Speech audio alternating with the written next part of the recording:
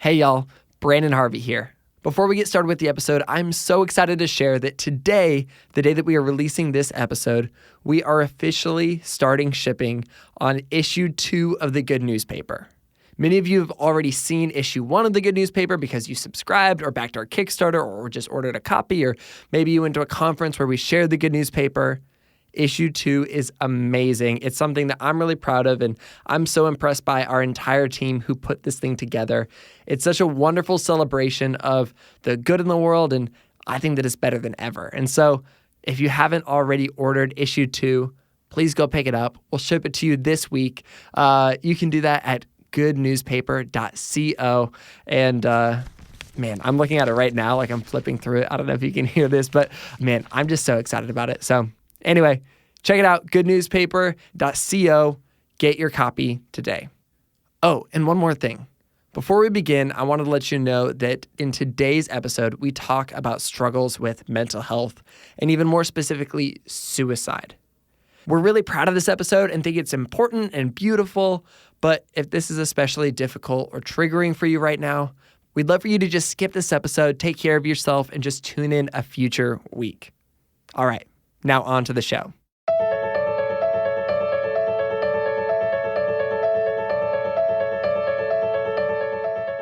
Seconds before Kevin Walsh was about to attempt suicide in 2007, he received an unexpected phone call from his first crush, a girl named Blake Moore.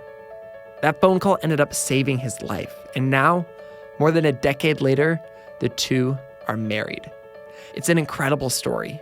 And not very many people had heard this story until Kevin posted his story on Quora, a question and answer website answering the question, what is one moment in your life you thought could only happen in a movie?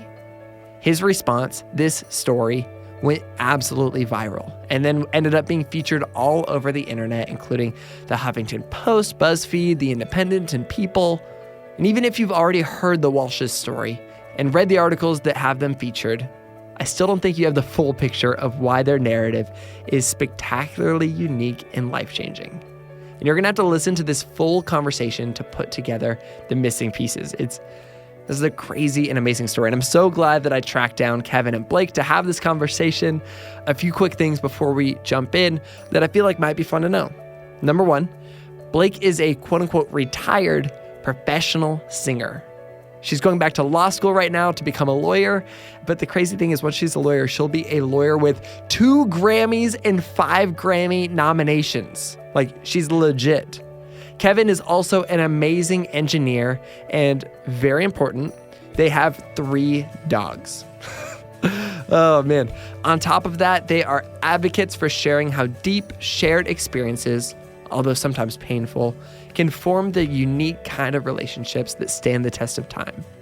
Kevin and Blake are honest, hilarious, and full of the kind of messy hope our podcast is always looking for. I am Branden Harvey, and this podcast right here is Sounds Good. This is the weekly podcast where we have conversations with inspiring people who are rejecting cynicism and hopelessness and using their lives to fill the world with more love, joy, and justice. And one more time, this is such a fun conversation. I am so excited about it. And with that, I think this episode is really, really important. And I'm so excited for you to fall in love with these 2 amazing people. They're the coolest, most fun couple ever. I loved my conversation with them so much. Let's do this.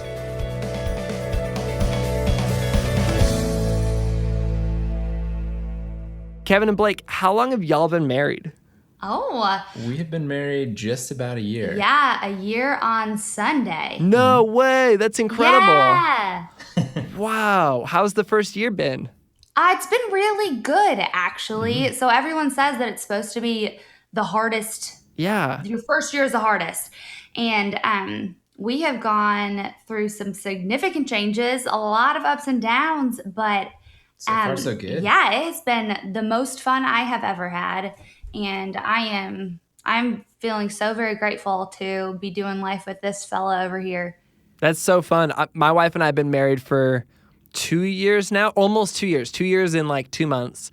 And yeah, we feel the same way. We feel like everybody says that your first year is rough and it's going to be so hard and get ready for it. And we just really enjoyed it. Like, it was hard. We had our ups and downs, But like, what a good time. Mm-hmm. Maybe everybody's lying. Maybe they're just like setting your expectations fairly low so you can just always go above that. Exactly. Whatever you do, it will be better than the low expectation that's been set. Oh my It's really nice goodness. of them, actually. Seriously. I know. We should get in on that conspiracy. Yeah. Start helping people out. Oh, yeah. Perfect. Okay, well, we'll have the producer edit this to say that the first year of marriage is really hard and it sucked for both of us. Yes, of course. That's perfect. We're going to pass on this wisdom now as old married folk. As old married folk. Yeah, I think that you're allowed to start doing that on Sunday, so that'll be great. Yes.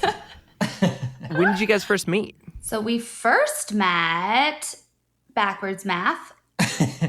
I was 13 and she was 14. No way. We met at a summer camp up in Michigan, and I was 13, she was 14, and we met at the archery range. And how we ended up there is kind of funny. Basically, she had shattered her elbow like a week or 2 weeks before, and she was kind of like anti-establishment for a 14-year-old. And she was like, surely there's no way that they can make me participate if I sign up for archery. So I can just stand there and talk to my friends because I'm literally physically incapable of performing this activity. And as a 13-year-old boy, I signed up for archery because archery is the coolest thing in the world. Oh, and yeah. who wouldn't want to do archery? 100%. So I'm there to shoot some stuff. She's just there to just kill time. And so I got there early because I'm a giant nerd, and I'm standing there talking to some friends, like talking about how pumped we are to shoot some stuff. And all of a sudden, somebody walks up behind me and says, "Black is a good color on you." And I turn around, and there's this beautiful 14-year-old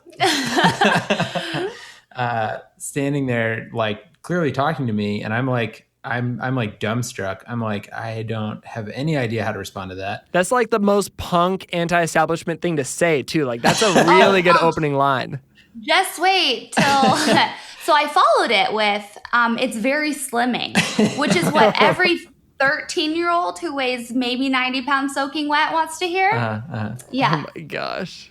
So had zero idea how to take that, but it just kind of struck up a conversation, and we sat there and talked for a while, and became friends, and we kind of just like we're friends for the remainder of camp that week, and I kind of like knew where she was. It kind of sounds weird, but like she just made an impression, like where she kind of became my focal point of camp, and it was like definitely like a super crush, but part of it was just like she just made an impression, like that she just had this kind of this like light about her that was kind of like this kind of intriguing and just endearing factor that she had about her. So yeah, I guess that answers the first question. Yeah, so 14 years ago. Rather than launch into the whole story. Okay, wait. And so, Blake, were you like thinking about him at this point? Like, did you have any idea that like he might be interested in you, or that one day you would get married? Oh, no, I've been oblivious. I was completely oblivious. For like 12 years. Yeah, for the majority of the time we've known each other. I affectionately called him Ninja Kevin. Oh, yeah. A result of a story from camp the next year. But we would talk on and off throughout the years. So I had no idea. Did you guys keep in touch after camp, or what was that like? Oh, yeah. We exchanged AOL Instant Messenger screen names. Yes. Whoa. Because that was the thing to do. That's really... Wait, is this too embarrassing to ask? What were your screen names? Oh, boy. I was just thinking about that the other day. Yours? Ooh. Didn't you change yours to Ninja Kevin later? No, I can't remember. Mine was the Smuggler at one point, and I don't remember why. Oh, no. Yeah, it was the Smuggler. Yeah. Okay. Yeah, it was. And I think mine was Georgia Girl. Or nice. Something Eighth Notes. Oh, mine was Erratic Eighth Notes. That was it. Yeah, Wow. That's what mine was. Erratic Eighth Notes. Mine was Converse All-Stars. Oh, wow. Yes. Wow, you must have gotten in the game early to get that one. There was like an underscore or numbers or something in there. Okay. But I feel pretty happy about it. Mm-hmm. Yeah. That's a good one. I stand by mine. Good. I stand by mine. I have literally no idea why mine was the Smuggler. Well, I got nothing. 2 of 3. We'll call it a net win. That's pretty good. So you guys lived in different towns then. How far away? Yeah. So he was in Chicago and I was in Michigan. So let's see, 4.5 hours probably. Yeah, right around. Yeah. So we didn't see each other that whole first year at all. And then we saw each other the next year at camp. Mm-hmm. And I will let him tell that story. He's a better storyteller than I am. Mostly because he knew he was in love with me and I had no idea. So he holds on to these stories. Oh, that's so funny. It was like important to me or whatever.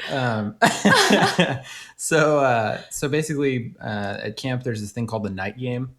And the night game is pretty much what it sounds like. It's like a giant game of something that happens at night. It's usually like capture the flag or like some like objective based game where there's like 200 kids roaming around trying to strategically conquer some objective. And usually there's like two giant teams. And so it's 100 kids versus 100 kids. So it's total screaming preteens running through the woods. Complete chaos. My goodness. But it's like very like stealth and subterfuge and strategy based, at least in theory, until everyone just starts running around like crazy people. But hooligans. And but I had enjoyed the night game so much the first round of camp that the second round of camp I was very prepared. So over the school year, I had saved up and bought a full-on ninja suit. A legit ninja suit. Like a pretty good one. And, saved up for it. Like that tells you how good it is. Oh yeah, for sure. Yeah. So I bought this thing like in I don't know, like October. I mean, like I was pumped for the night game like all year. And so I show up to summer camp with this thing, don the ninja suit for the first night of camp when the night game happened. And I'm roaming around doing my thing, strategizing and subterfuging. And so I come into this clearing with this with like a swing set, and I see Blake over there on the swings just chilling, not playing the game at all. No, again, rebel without a cause. Yep. I did not want to run around with aforementioned hooligans. So she's just hanging out, talking to a friend, not doing anything in particular. And so I'm like, ooh, I'm going to sneak up on her. Because in my now 14-year-old brain, that's flirting. And so I'm going to sneak up on her in a ninja suit. It's going to be hilarious. And like zero foresight. But so I sneak up on her. And I get to where I'm about 5 feet behind her. And she turns around. And I'm like pretty confident in my sneaking ability because I'm wearing a full-on ninja suit. And it's just turns around and I just like freeze. And she just looks at me, like looks me up and down and goes, "Oh, hi, Kevin." And then turns back around and I'm like, okay, no. Couple things. Number one, you can see like 4 square inches of my face. How did you know it was me? And she's like, "Oh, you have a very distinctive walk. Like your stride hasn't changed." And I'm like, "You didn't see me walk." So to this day, I'm really not positive how she knew it was me. But apparently I walk so distinctly that beautifully, you can tell it's me gracefully. Without, yeah.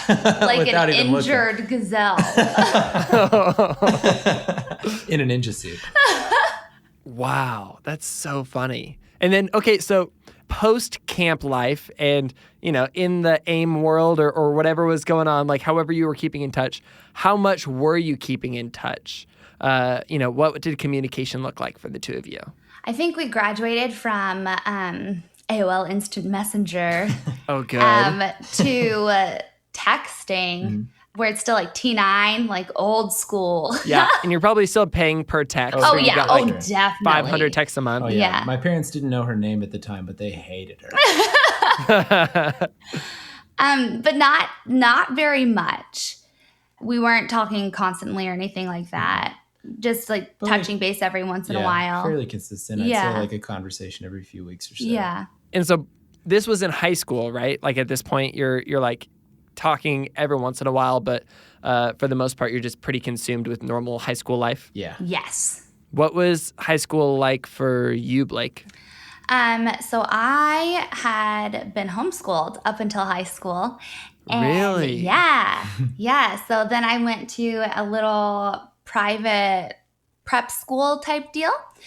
There were 66 people in my class, but I was very active with my singing. I was in a professional touring choir, and I played a lot of sports. So, yeah, I was playing soccer and tennis and volleyball, all while touring with this choir that I was in. So like friendship wise, relationally, you were like pretty connected. Yeah, I then. was pretty solid. I formed some of my best friendships. Two of the girls that my girls' night posse is what we call each other, GNP. It's very cool.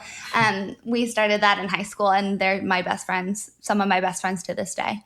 That's incredible. But okay, what about you, Kevin? What was high school like for you then? Oh, pretty much the same. No. You had a girls' night posse. Also in a touring choir. Yeah. GNP, man, we go way back. No, so it was pretty different. I would say that like toward the beginning of high school, it was fine. I was like the just kind of nerd. Did you wear your ninja suit to school? That's the real question. But I couldn't help it. You know, black just goes with everything, and it is so slimming. And it looks so good on him.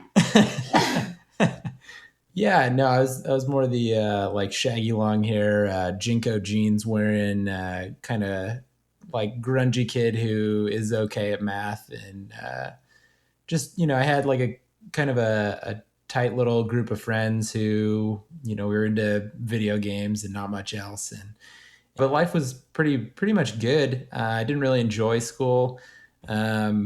Just more from the social angle than anything else, and looked forward to summers like any other kid. But I think middle school and high school at large were just kind of like a weird social pressure, and kind of just like an overarching like I don't fit in here. A period of melancholy. Yeah, like I was just kind of perpetually like looking for my people, and I found 3 or 4 of them, and that was about it. And so it was okay. And then senior year, it kind of took a turn for the worst. I started dating a girl who I kind of made my like top priority, and that really I kind of alienated myself from my existing friends group, and sort of like cut myself off from them and my family, and sort of just put all of my focus and energy into this one human. And then when that suddenly ended, I was just kind of like left with nothing. And it's like a totally normal like situation, happens all the time, like particularly in high school. But for some reason, it just hit me particularly hard. And I think it was like one thing after another. Yeah. And I think part of it too was there were just like other regular life things that happened around that time, like my dog died, and there are just other life things going on that when compounded kind of forms a cloud of dark. Mm-hmm. Yeah, more so than if they were experienced on their own. Yeah, regular stresses that kind of synergize in a nasty way, and kind of get blown out of proportion in your mind. And so anyways, I just kind of sank into this fog, and in the next couple of months, I would fall into a deep depression, and eventually resolve to end my own life. And so it kind of, for a couple of weeks, I sort of like planned what I wanted that to look like, and how I wanted that to go. And then eventually I figured it out, and I wrote a note, and I drove to where I was going to do it. And right around 5 to 10 seconds from when I was going to end my own life, my phone rang. This is just like how my brain works. I was like, I don't know if there is an afterlife, but if there is any semblance of an eternity, I cannot spend it wondering who was on the other end of that phone call. That just sounds like a super tedious existence. I got to know. And so I look at the front of the phone, because it was a fancy flip phone where the caller ID was on the front. Mm-hmm. And and it was a number I didn't recognize, with a 517 area code. And so I flipped it open and answered it, thinking it's going to be, I'm eligible for some unprecedented savings on my car insurance, or some other phone marketer or something. And and so I say hello, and it's her, and she says hello. And so we just kind of like had a normal conversation. She's just like, oh, what's up? And so we kind of caught up about life for like 10, 20 minutes. And what was going on in your mind at this point? Like you're in this place, you're ready for something really, really hard, and you're at the end of your rope. Did it feel like relief? Did it feel like annoyance? What was that? What did it feel like to just hear her voice? Yeah. So like my mind was just completely blank at that moment. So like when I picked up the phone, I was like so unprepared to have a conversation, but it was just like my brain had been restored to factory default settings or something. Like I was just on autopilot. Like it was just like a regular conversation. And I think that's like part of what kind of made it so weird was that I had been so starved for just like a conversation with an old friend. I hadn't really had anyone to just like act as a sounding board or just to kind of be there and just to just to act like a regular friend. And whether that absence was real or perceived, I think is kind of subjective. But to be in that moment where you've like let everything go and you're just ready to not exist in the next couple of seconds, and then to suddenly be tossed into this conversation. It's like, I mean, one moment you're staring down the barrel of your own mortality at your own volition. And then, the next minute you're just like talking about how somebody else's day went. It was super disorienting. And so we kind of caught up, and she was on this school trip at the time, and she kind of had to like excuse herself. She wasn't supposed to be on her phone, but ever the rebel, she had snuck it in and called me. And so she was like, "Hey, I got to get off the phone, but it was really good talking to you. Can we catch up more tomorrow?" And I was like, and that kind of made me hesitate because obviously I hadn't really planned on like having a tomorrow. So she picked up on that hesitation and kind of pride. And I was like, well, I wasn't planning to be here tomorrow, and kind of spilled the beans. And her response was literally, "What? Don't do that." So not prepared. So Blake, I want to hear like what was going on your side of things. Like, why did you call Kevin? Like, break it down from the beginning. So I didn't. And this is kind of where it gets funky, spooky. My perception of that whole event is very different from his. And we didn't figure that out until after we got married, actually. I was on a school trip. My little bougie school went on annual trips, and we weren't supposed to have our phones. And I took mine because, rebel. And I saw his name pop up on my phone. And we hadn't talked for several months. About a year Probably at this point. And it was odd for him to be calling me without texting or something like that. And it was odd enough to where I snuck off and I picked up. And when I did, I said, "Hey, like, what's going on?" And he said, "I'm calling to say goodbye." And it took me back a little bit. So I paused and I was like, "Pardon?" And then he explained his situation and explained that he was going to end his life tonight and he wanted to say goodbye to me before he did that. And I felt so woefully unprepared, but I said, "Okay, well, don't do that." And then I honestly don't really remember what I said after that. I do remember that a teacher came and like tried to interrupt and was like, "Go away, this is important." Adults are talking. Kind of. But yeah, our interpretation of that event is very different. He actually he had switched numbers. So there's no reason why I would have had his new number. His name shouldn't have popped up on my phone. And I had gotten a new phone when I got a new number. So I had like none of my previous numbers, which is why, So he wouldn't have had my number. Yeah. Either way, it makes no logistical sense. And it doesn't even make sense from like why I would reach out to one friend that I hadn't talked to in a year versus all of the friends that were closer and that I had talked to more recently, or somebody in my family or anyone. It made no sense. It was like this seemingly random connection that was made, and then ended up with me not killing myself. Because that's the thing. When she said, what? Don't do that. I was basically like, yeah, okay. Yeah, thank you. That was a really stupid idea. I don't know why. It's what you needed to hear. Yeah. And who you needed to hear it from. Exactly. Yeah. At exactly the right moment when I had, let everything go and I was just this kind of malleable mess of a human. And she said it and I was like, yeah, oh my God, like that's genius. I can't believe I had planned to do that. And then she kind of reassured me, or she kind of made me reassure her rather, that for the next couple of minutes that I wasn't going to do anything stupid as soon as I got off the phone with her.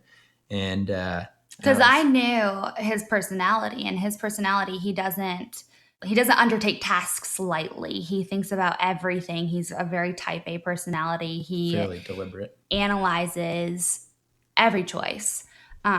So I knew when he said that it was not something, it was not an impulsive teenage angst moment, that this was something that he had well thought out, that he had left a note, and that he was going to do.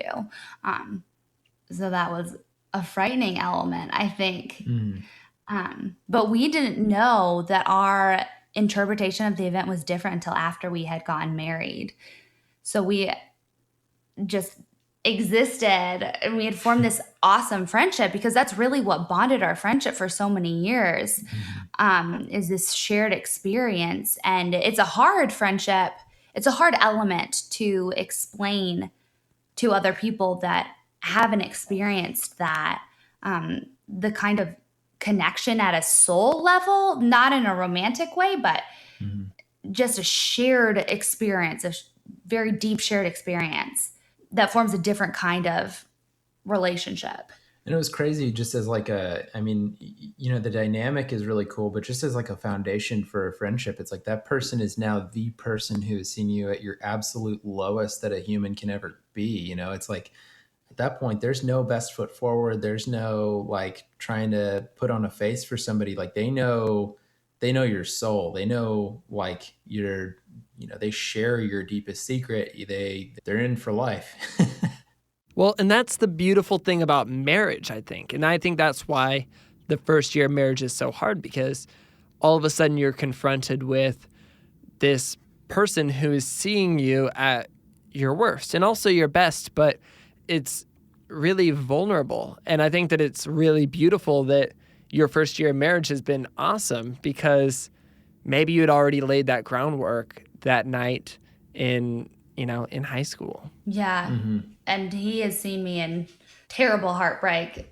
And yes, we have been through a lot through our friendship. Yeah. What did that friendship look like from there on out? What did that look like after this moment? I think that's part of why our respective relationships after that didn't like us being friends, is because it does bond you in a way that you cannot be bonded with other people. But that kind of cemented our friendship in a unique way. And then we moved on from there. He would come visit me every once in a while. He came and visited me college. Yeah, probably the summer after freshman year of college. Okay. So the summer after freshman year of college, he came and visited me, and he had started dabbling in guitar. So he was like, hey, I'm going to play a song for you. So he played Hey There Delilah for me. And as that song Refuses to Die, I heard it in the grocery store 2 weeks ago. Whenever it would come on, I would text him or reach out and be like, hey, how are you doing? I heard this song. Thinking of you, blah, blah, blah. So we would just keep in contact throughout the years. He came and visited me a couple of times at school, but neither of us, we both dated other people throughout the years, and neither of our prospective partners liked us being in contact with the other one. She's like way too pretty. Hush. So our significant others weren't pleased that we were friends. Probably now. Justifiably. Yeah, it's justifiably. At the time, I was quite perturbed. I don't understand. I mean, maybe it's indicative of like a deeper connection that they were able to see between the two of you. I think, yeah. Yeah, maybe. I don't like to give them that much insight, but it's a lot of credit. Yeah. But yeah, so neither of our partners liked us talking with each other. And eventually he dated someone who didn't let him talk to me at all. She drew that hard line in the sand, and him being a very respectful and loving partner abided by her wishes. And so we went a long time without talking. And then September 18th, 2015, he reached back out from France. I think you Facebook messaged me from France. Wow. Yeah. And he was like, "Hey, how you doing?" I said, "Well, excuse me, sir. You've been ignoring me for 3 years, and this is how you introduce yourself back into my life." So then I was in a relationship at the time, and we kept in contact, and we were friends and buddies, and we caught up, and we've always had amazing banter, quippy back and forth, and we kind of settled back into that very natural friendship that we had. I was preparing actually to move back to Portland for a partner, and he talked that through with me. I had a hard time deciding, like, what is this the right choice? I'm giving up a lot here to go be there. And he was my sounding board for a lot of it and was just an amazing friend, just super supportive during that. So I decided to make that move, and I had taken time off work, and I had a flight scheduled, and my relationship ended pretty much out of the blue, and it was devastating. It shook me pretty hard. So he would text me and be like, "Hey, are you eating? Have you eaten anything today? You need to make sure you're drinking water.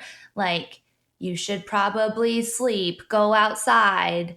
Just basic human needs, making sure that I was keeping up with during this couple of days. But I had already taken time off work. So he said, "Well, why don't you come down to Indy, and I'll take the week off work, and we'll just hang out. I'll show you around Indy, and we'll just have a good time." And how old are you guys again at this point?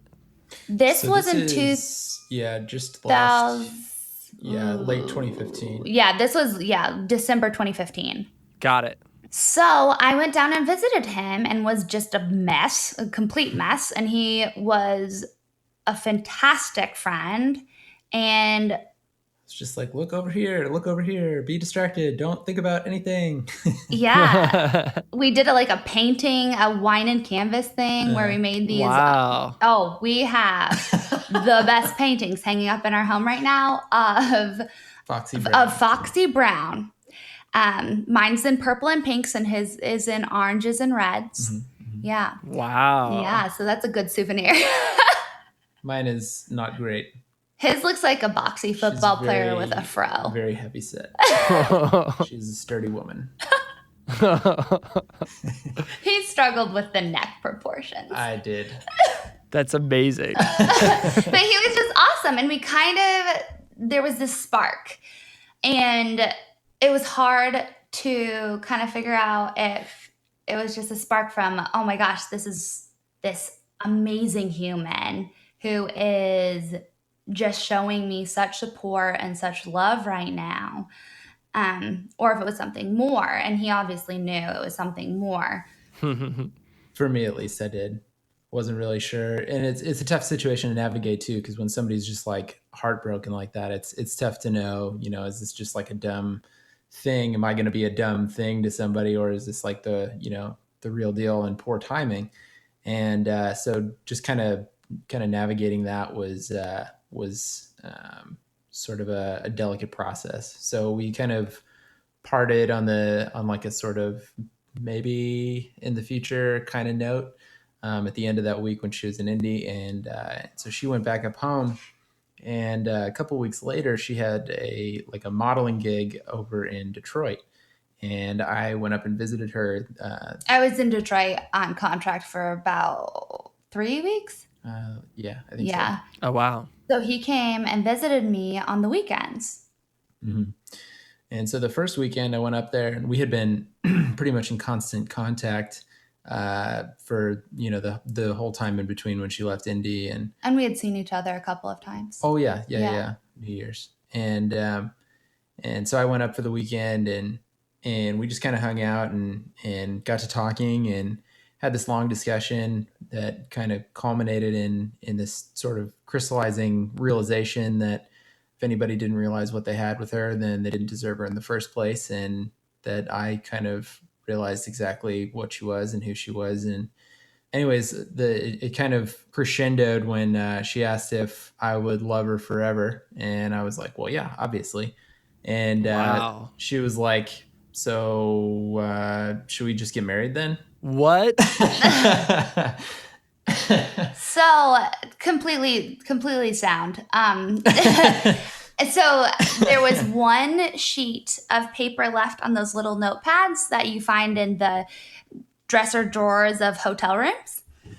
So we pulled out that one little sheet of notepad paper and we planned our wedding. And it was pretty much, it was full speed ahead from there. So we'd never really had a dating period. We just went straight to, okay, well, then this is what we're going to do. That's incredible. Yeah. Wow. Yeah. That's absolutely unreal. And Kevin, during this time, when Blake was checking in, seeing how you're doing, like, how was your mental health doing? Did you have any other moments that low after that moment? I guess the sample that I give is like right after that night, or like right after that conversation that we had. And when we got off the phone, I was like reassuring her, like, no, that's past tense now. Like, that is an idea that I, admit that I had and that was stupid. And like, that is behind me. That's like already, even just still sitting in that car, not having moved, that was like already something that I had gone through and was done with. And definitely never looked back, never like revisited that. I would say that I had like, regular ups and downs through college and all that, but never like anything that I would quantify as depression ever again. And it was like truly an isolated thing. So that night after the conversation that we had, we hung up and I just kind of sat there in the car, not having planned to be around for that night or the remainder of that night. I just kind of sat there because when you cancel your own suicide, you don't really have anywhere to be. And so I just kind of sat in my car and thought about what had just happened and how crazy, astronomically unlikely it was that this person would call me at that exact moment. Just kind of started thinking about like what that meant and like my place in the universe and kind of the sense of purpose that bestowed on me and eventually us. And anyways, I thought of a couple of things that I wanted to tell her that it didn't seem right to tell her in that moment. Just about like kind of how much that meant to me, that had happened, and how much she meant to me. And she had to get off the phone because she was on this retreat, and it would be weird to call her back or text her in that moment. So I just kind of wrote them down thinking I would find a time later to tell her these things. And long story short, I never did get around to telling her those things. And I ended up writing down a couple of things here and there for the next 10 years. And eventually that I didn't realize until we kind of got together and started talking about getting married. And I kind of took a step back and looked at all of the stuff that I wrote down that I wanted to tell her. And I was like, holy crap, I think this is a proposal. So in a nutshell, I started writing my proposal the night that she saved me from killing myself. And then literally 10 years later, I would propose with those words. Mm-hmm. Wow. That's absolutely incredible and beautiful. And it blows me away that neither of you necessarily know how it happened, but it happened and it saved your life and it brought you two together. That's incredible. I think we know that a force intervened and made it possible. That we know is true. And we don't really know why. And I think that was part of what we spent the first bit of our marriage like looking at was, wow, like we do have kind of a cool story, starting with that, and then how quickly we decided to get married, and just what an amazing man he is to have pursued me and kept, I don't know, kept a fire burning for me for so long, and how we would give that story purpose and what we would do with that. And this whole experience has kind of given us the opportunity to, has kind of breathed purpose into it. Yeah, so last year, one of my really good friends from high school, there was kind of this close knit group of like four of us, and my good friend Brian last year unfortunately killed himself, and it was something where he had been, silently struggling. Nobody had any idea that this was going on, and then one day just got a call that this had happened, and I mean, it was like totally gut wrenching, and Brian was one of his friends in high school, one of his few friends that he had bonded with in high school and had kept in touch with throughout the years. And what I think was really hard was that, what if he had reached out, or what if someone had called him? it's just kind of a crazy thing because up until recently, like this whole thing went viral like a couple of weeks ago, and up until then, I think I could probably count the number of people. I think it was probably under 100 people total that knew any portion of this story. So it's like, I posted this thing on Quora thinking maybe a couple dozen people would read it, and then it blew up like it did, and so now it's this whole different thing. But before that, it was like nobody knew, and so I never told Brian that, and that's a crazy thing because it's like that's a story that's like a big part of who I am, and this close friend of mine like could have been helped by that and wasn't because I never thought to tell him. And it's just kind of a crazy thing. So I mean, that's like weighed on me for the last year. Like, man, how many other people could our story like really mean like something, if not life or death to, that, just by telling them a story might give them some hope, and prevent this situation in the future. And then this all happened, and it kind of gave us this platform to maybe speak from, and kind of, I mean, if one person hears this and, it makes the difference, then obviously it's worth it. We have on the surface what looks like a very beautiful love story. It's very princessy. But when the heart of that is the heart of it is so much more beautiful, and just how it all started. And I think that that's what we come to realize through this, is that we are helping people through this. We've gotten messages already through Instagram and through email about people who who have friends they can see are struggling, and how do I help them? How do I maintain a friendship with them? Or people who have said, this story has really touched me. I'm currently going through something that's really hard, and this has given me hope.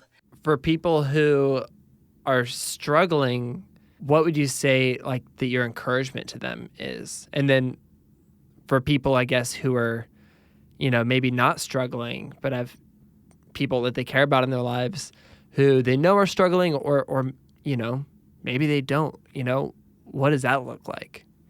As far as what to say to people who are struggling, man, just if you find a way to just like, you don't even have to deal with your problems today, just like find a way to just make it to tomorrow. And that's the biggest thing.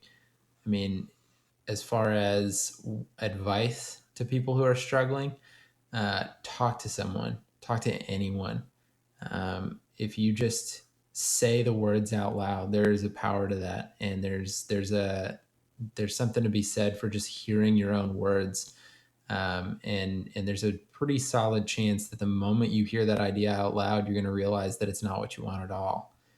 And I would say, if you're a person who thinks that you might know somebody who's struggling with this, just reach out. I don't have the statistics on hand, but they're pretty staggering. People who are asked by someone close to them if they are considering suicide are astronomically less likely to commit suicide. So just broach the subject. It doesn't, if you're worried about it being awkward or you're worried about, are we really on that level of friendship where I can ask these questions? Like, don't worry about that stuff. That stuff it pales in comparison to what you can do for somebody if you just ask if they're struggling. And the benefit far outweighs the awkwardness.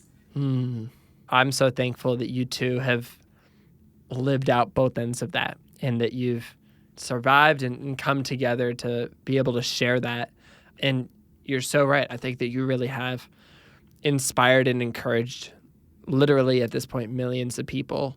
And I think that can make a world of a difference. And I'm excited for you guys to hear stories years down the road of how that has impacted people, because it already is. Yeah. To follow up on what he said about saying it out loud, there is such power in saying things out loud. And I think that when we use the internet, things take on a different shade. Things look different in the written word, and they feel different in the written word. And when you add a voice behind that, and when someone hears the voice behind that, there's a connection there that's made that you cannot get through text. So my big thing in a society where we no longer like to pick up the phone, where your house better be on fire or you better be on fire before you call me, I think it's important to still talk, to still have conversations with people over the phone, to call people if you haven't talked to them in a while, to maintain friendships. I kind of feel like we should end this episode, instead of ending on that note, end on discussing how bad of a flavor the coconut LaCroix is. Oh my gosh! You're such a hater! Like, such needless hate. I'm just like we fought about this for like 5 minutes before the episode started. The first words Blake and I said back and forth to each other were she was speaking in favor of coconut LaCroix, and I was speaking strongly against it. Yeah, you just immediately started pouring out the hate. And Kevin is Switzerland. Yeah, but Yeah. I was pouring out the hate, and you should be pouring out the coconut LaCroix onto the ground where it belongs.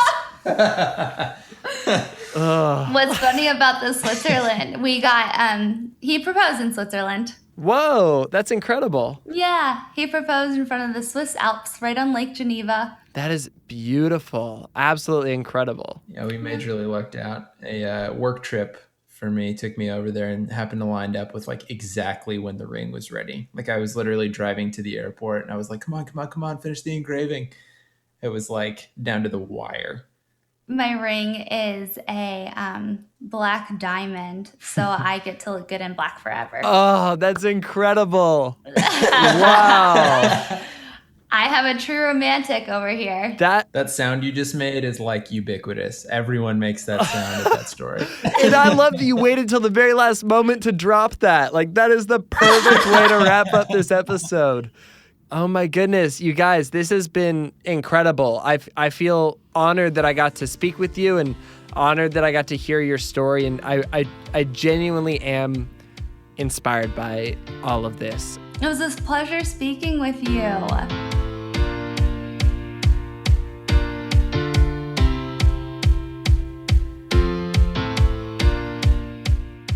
Blake and Kevin just get it. They get what life's about, and they understand how bad that hurts and how messy it can look sometimes. They aren't afraid to name the parts of our stories that are broken. I'm so inspired by that. They understand and model this idea that the stories that have extraordinary amounts of beauty coincidentally hold an extraordinary amount of pain, and neither can survive without the other. Each of these elements must be present for the other to thrive. What a hard and beautiful truth. I'm so struck by how Kevin and Blake are so passionate about how they use their story to create a platform for people to be unafraid of talking about suicide. A lot of people wrestle with thoughts of taking their life. To be exact, on World Suicide Prevention Day, it was released that every year more than 800,000 people die by suicide, and up to 25 times as many make a suicide attempt. Behind these statistics are the stories of those who have, like Kevin, for so many reasons, questioned the value of their own lives. So let's do something about it. I think Kevin and Blake are onto something when they say that we have to help each other find a way to make it to tomorrow. That's the biggest thing. How do we do that? Talk to someone. Talk to anyone. If you say the words out loud that someone has purpose, value, and are loved, there is a power to that. Reach out to somebody who you think is struggling. Remember what Kevin said, people who are asked by someone close to them if they are considering committing suicide are less likely to commit suicide. And if you're wondering to yourself if you have the ability to make a difference to someone, just think about the impact of Kevin and Blake's story. They didn't even know until a couple of weeks ago how many people were impacted by it. So I want to tell you, maybe your story will make the difference to someone and it will make it worth it. Don't be afraid to share the gritty, messy, and authentic parts of your story. You might just give someone hope along the way. If you're struggling today and you need help right now, please text our friends at Crisis Text Line at 741-741. They'll take care of you. I'm so glad we got to have this conversation on the podcast today. If you're new to Sounds Good, we would love for you to stick around. If you connected with this episode, you'd also love our conversation with Nancy Lublin, the CEO of Crisis Text Line, and Bonnie Kate and her husband Max on this idea of redeeming tragedy. You can find these episodes and all of our episodes wherever you listen to podcasts. This podcast is created by me, Branden Harvey, as a part of Good, Good, Good, a community that believes in the power of celebrating good news and becoming good news. You can get lots more hopeful stories on social media by following us everywhere at GoodGoodGoodCO. We also create a beautiful quarterly newspaper that celebrates the people, ideas, and movements that are changing the world for the better. And like I mentioned at the top of the show, we just released our second issue. We can't wait for you to read the incredible and inspiring stories inside.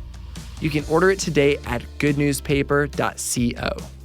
And on that note, that is a wrap for this week's episode. Go out and do some good this week, and we'll be back next week with another inspiring story from an incredible person.